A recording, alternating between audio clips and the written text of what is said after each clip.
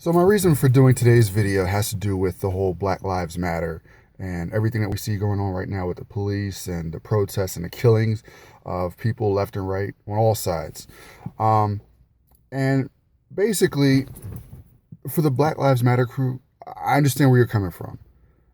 I grew up in Philadelphia where, there were numerous instances of police corruption within our own neighborhoods.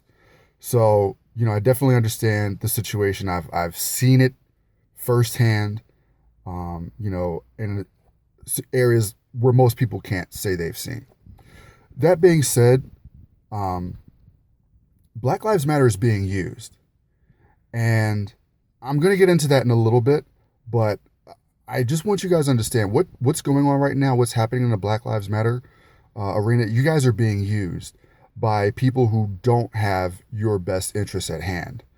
Now, just to get into a few statistics, and this was a report that I read, and it was actually conducted by a black man who, after seeing the events of last year, wanted to really look into everything that was going on with police brutality, and really wanted to dive into the stats and see how black people fared against white people in similar situations.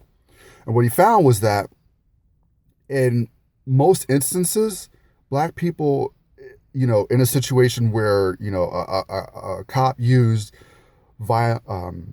actually used his firearm and shot somebody, blacks were equal to or less than likely to get shot by a cop as opposed to a white person. Now, the area that does have some focus on black folks is the use of force model. So, when it comes to being handcuffed, when it comes to being frisked, when it comes to being tased or maced, blacks were more likely to receive, something along that scale of use of force. Even in New York, with the stop and frisk, which was thankfully declared illegal, but blacks were more likely to be stopped and frisked than a white person. So, but what I want to know is, why is this all of a sudden being hyped on the news? Things like this have been going on for a long time, but all of a sudden now we're seeing more and more of it in the news.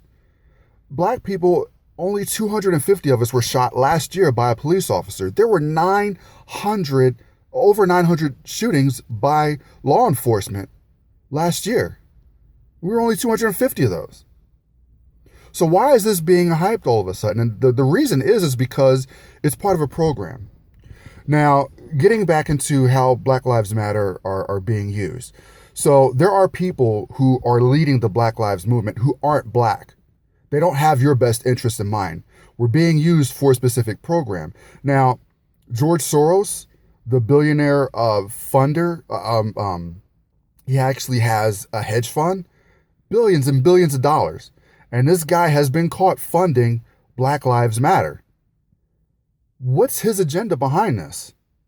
I mean, this is a guy who's Jewish, who survived Nazi Germany by turning Jews in. He's also overthrown other countries using similar methods. Now, Roger Ailes is another person who was the founder of the Weather Underground. And one of the things that the Weather Underground was doing was bombing police precincts and going after police. So you find that we're using those same tactics. And the Weather Underground failed because of their tactics and because of, who they were. And a lot of them went to jail.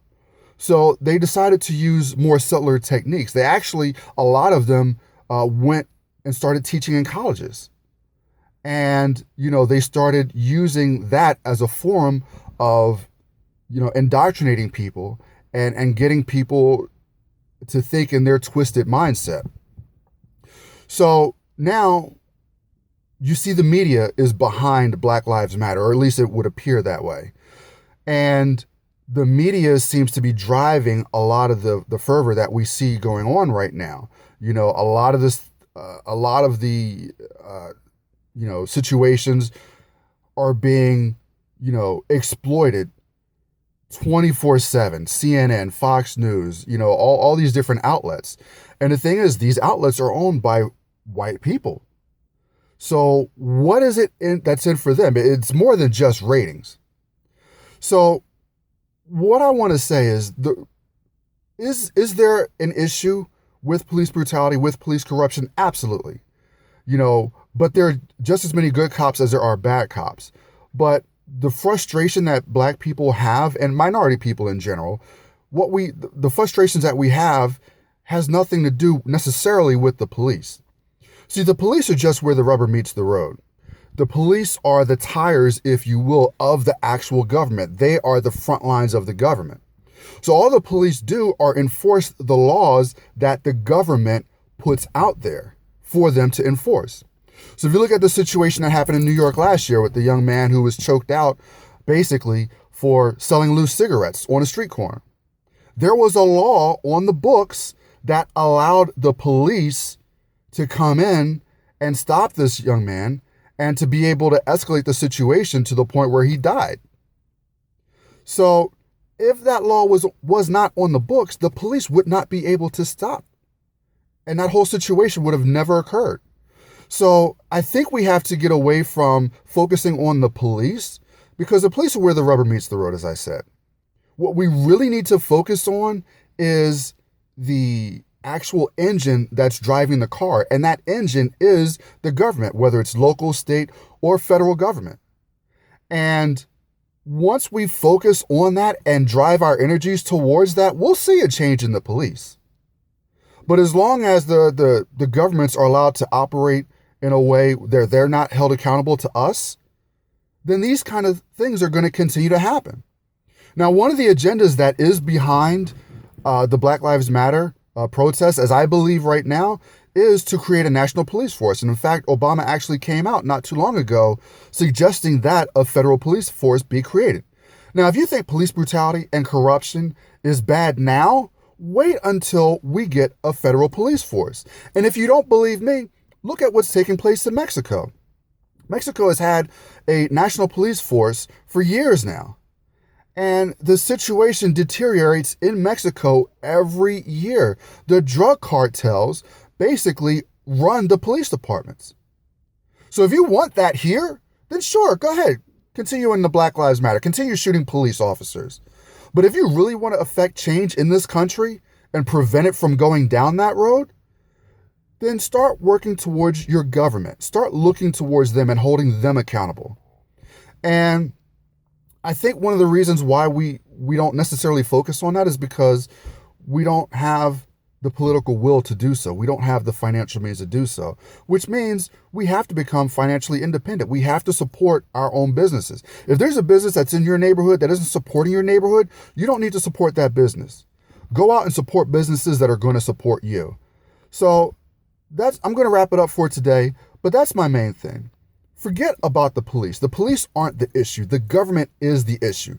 Let's focus on getting rid of some of these laws that are affecting black people, that are allowing the cops to come in and do some of the things that they're doing. All they're doing is enforcing the laws that are already on the books. That's all they're allowed to do. If we change those laws, if we have these laws change, then that's going to change the nature of the police. And second of all, go out and be a cop. If you don't like the situation that the police are putting your people in your neighborhood in, go in and be a cop. And go into your neighborhood and police the neighborhood, your neighborhood, the way you would want it to be policed. That's all I have to say. Have a great day.